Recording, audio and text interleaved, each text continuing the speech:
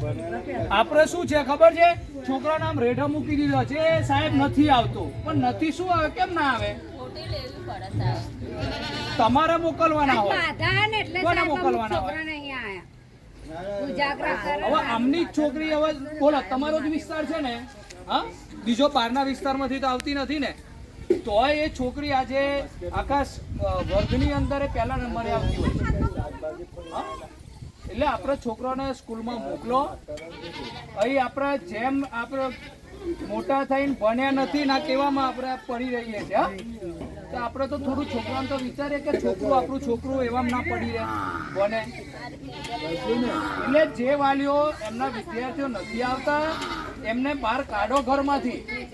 તમે જ કશું કહેતા નથી એટલે નથી આવતા, નકર છોકરાને તો મજા આવે છે સ્કૂલમાં, પણ તમે જ પડી રહેવા દો છો. એટલે આપણે જ નથી કશું ધ્યાન આપતા. એ જશે સાહેબ આવે ને એટલે પછી સાહેબ આ જોર નથી જતો, પણ તમે એને કાઢ્યો ખરો ઘેર કે જાય સ્કૂલમાં.